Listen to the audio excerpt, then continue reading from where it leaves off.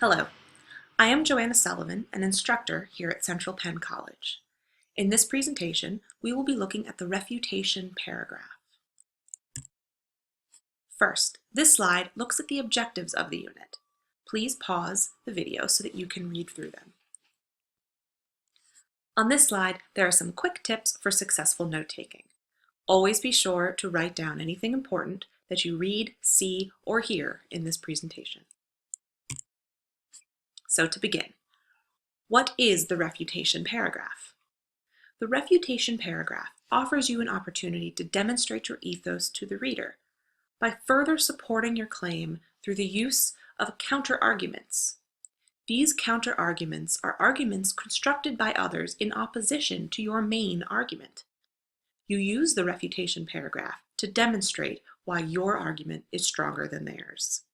It provides much-needed balance and authority to your writing. There are two main components to the refutation paragraph. First, you want to present the actual opposing argument by summarizing the main points of that counterargument. Don't ignore strong arguments or choose weak arguments just because they might be easier to refute. Doing so makes your argument look weaker and provides an overall weak essay. You also want to make sure that you stay respectful, fair, accurate, and objective, especially when you disagree with the material you are presenting.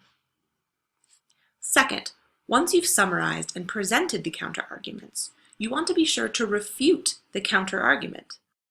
What we mean by that is go through point by point why your argument is stronger than the counterargument. Throughout this process, you want to make sure that you keep your argument central. You do not want to fall into the trap of having an entire paragraph that is looking only at counterarguments. Don't forget your own. Reminder, all body paragraphs contain 4 basic parts. Remember the tear structure? First, your topic sentence. Next, your evidence. Then an analysis of that evidence. And finally, you relate back to your thesis. That is why it's called the tear paragraph structure, T-E-A-R. So when applying the tear structure to your refutation paragraph, you want to look at an appropriate topic sentence. This topic sentence will connect the counterclaim to your main argument. Some examples include, despite the evidence, some experts claim, and then you would include the counterargument here.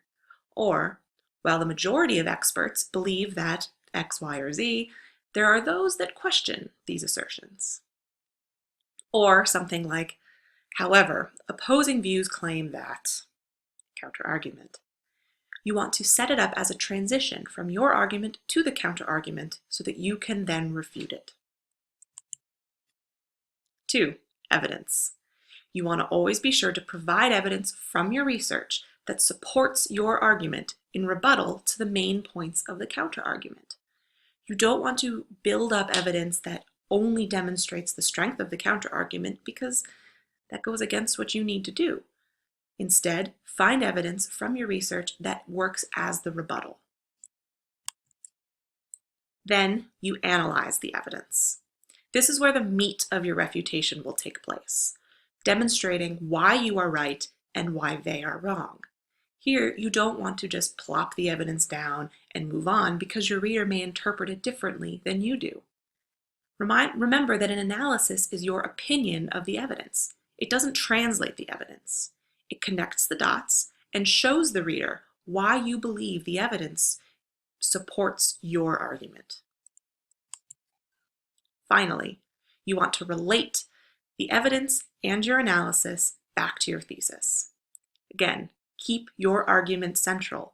It's very easy to get stuck in the trap of just talking about the counterargument. You want to rebut that counterargument through the evidence and analysis. You want to be sure not to end the paragraph with the opposing argument. Stay strong. End it with your words, your analysis, your argument.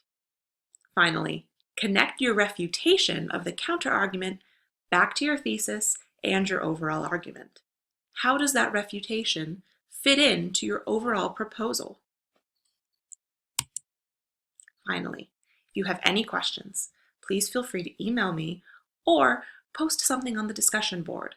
Chances are your classmates have a similar question. Thank you.